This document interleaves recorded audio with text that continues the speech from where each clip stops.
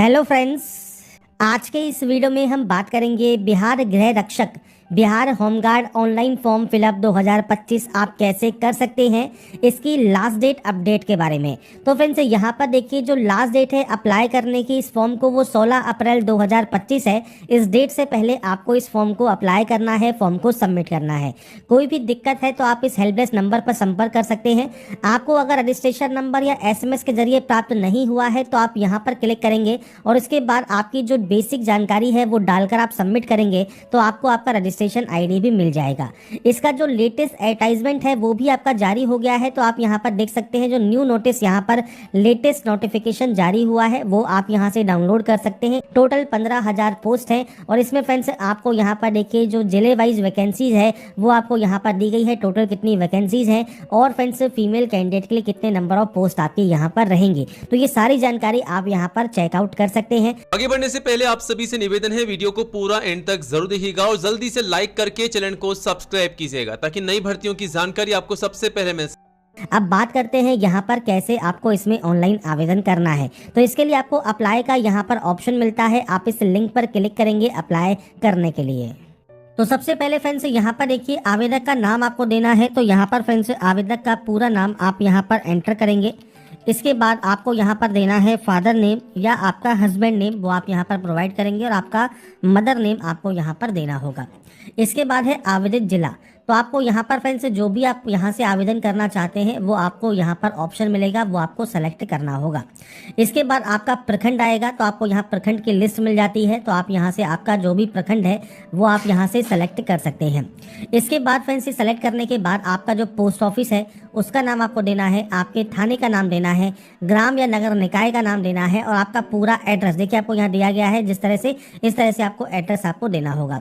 आपसे कहा गया है आवेदक अपने आवासीय प्रमाण पत्र, जो आपका मूल निवास प्रमाण पत्र है जिसमें स्थायी पता है, उससे केवल एक ही आवेदन कर सकता है। एक से अधिक जिले से अगर आप आवेदन करते हैं तो आपका फॉर्म रिजेक्ट कर दिया जाएगा।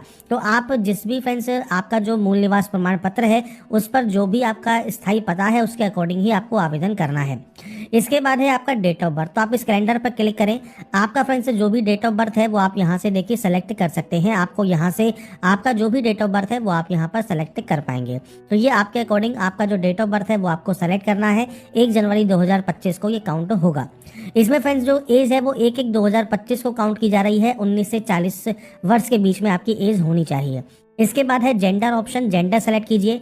अब आपकी है जाति, सामान्य, आर्थिक रूप से कमजोर वर्ग, पिछड़ा वर्ग, अति पिछड़ा वर्ग, SC या ST। अब इसके लिए फ्रेंड्स आपकी जो भी कास्ट सर्टिफिकेट है वो आपको यहाँ पर उसके अकॉर्डिंग आपको जानकारी प्रोवाइड करनी है। तो आप अपने अकॉर्डिंग आपका जो भी ऑप्शन एप्लीकेबल है वो आप सेलेक्ट कर लेंगे। अब यहाँ पर आपको जो है प्रमाण पत्र भी संलग्न करना होगा और ये स्टेट गवर्नमेंट वैकेंसी है तो स्टेट गवर्नमेंट का ही सर्टिफिकेट आपको चाहिए होगा। अगर आप स्वतंत्रता सेनानी के पोता पोती नाता नातिन हैं तो आप यहाँ पर जानकारी कर सकते हैं, नहीं है तो आप नो करेंगे। शैक्षणिक योग्यता क्या है, न्यूनतम आपका इंटरमीडिएट मतलब 12वीं क्लास पास आउट होना जरूरी है। अगर आप स्नातक पास आउट हैं या PG पास आउट भी हैं तो भी आप यहाँ पर अपने ऑप्शंस को सेलेक्ट कर सकते हैं। तो आपके अकॉर्डिंग आपका जो भी हाईएस्ट क्वालिफिकेशन है वो आप देंगे, कम से कम 12वीं पास आउट होना जरूरी है। इसके बाद है आपका मोबाइल नंबर और आपकी मेल ID। तो आपका जो भी एक्टिव मोबाइल नंबर है, मेल ID है वो आप देंगे। आपके खिलाफ कोई भी केस वगैरह है नहीं है वो आपको देना है। और इसके बाद है फ्रेंड्स पहचान चिन्ह। अब देखिए आपको यहाँ पर एग्जांपल दिए गए हैं जैसे मोल ऑन द लेफ्ट चिक, बर्थ मार्क या कोई कट का निशान है आपके चेहरे हाथ पैर पर, आप उसकी जानकारी यहाँ पर दे सकते हैं। तो ये फ्रेंड्स आपका आइडेंटिफिकेशन मार्क रहेगा जो कि आप यहाँ पर प्रोवाइड करेंगे। अगर नहीं है मान लीजिए कोई भी आइडेंटिफिकेशन मार्क तो फ्रेंड्स उस कंडीशन में आप यहाँ पर जो एंट्री करेंगे वो आप यहाँ पर नो मार्क ही करेंगे, दोनों में ही। इसके बाद ये जानकारी यहाँ पर एंटर करने के बाद आपको एक ऑप्शन मिलेगा कंटिन्यू का, आप कंटिन्यू टैब पर क्लिक कर देंगे। इसके बाद फ्रेंड्स यहाँ पर नेक्स्ट ऑप्शन आता है अब आपके अपलोड डॉक्यूमेंट्स का। तो यहाँ पर आपको देखिए आपकी जो फोटोग्राफ है वो आपको अपलोड करनी है। फोटो अपलोड करते समय निम्न बातों का ध्यान आपको रखना है। फोटो 2 महीने से अधिक पुरानी नहीं होनी चाहिए। फोटो रंगीन होनी चाहिए, उस पर जन्म तिथि मतलब डेट ऑफ बर्थ आपकी मेंशन होना जरूरी है।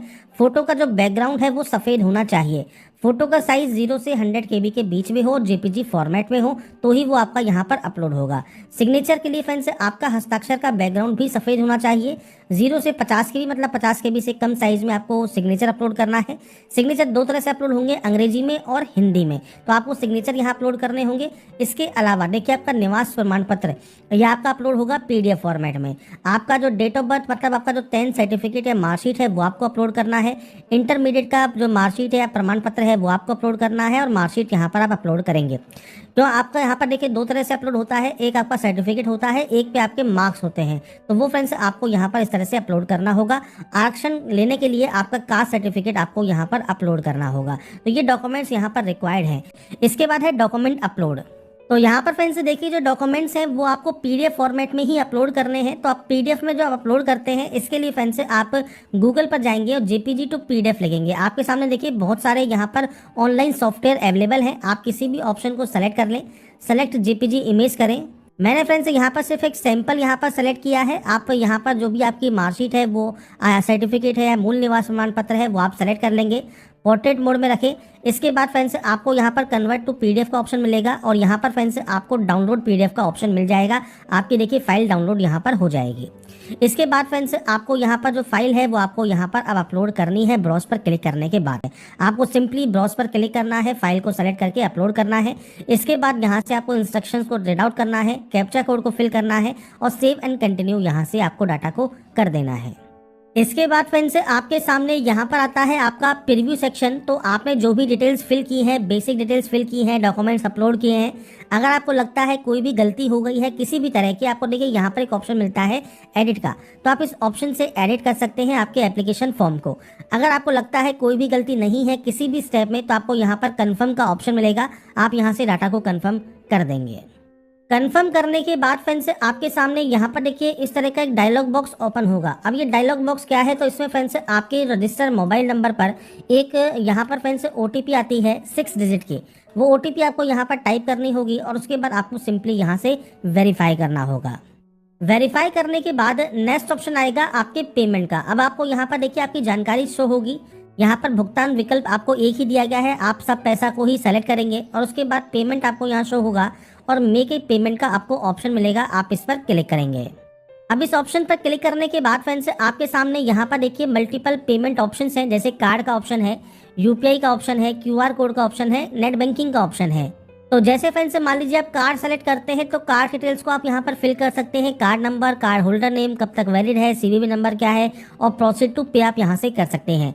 या फ्रेंड्स अगर आप यहाँ पर पेमेंट करना चाहते हैं मान लीजिए UPI QR कोड से स्कैन करके, तो आपको यहाँ पर QR कोड वाले ऑप्शन पर क्लिक करना है।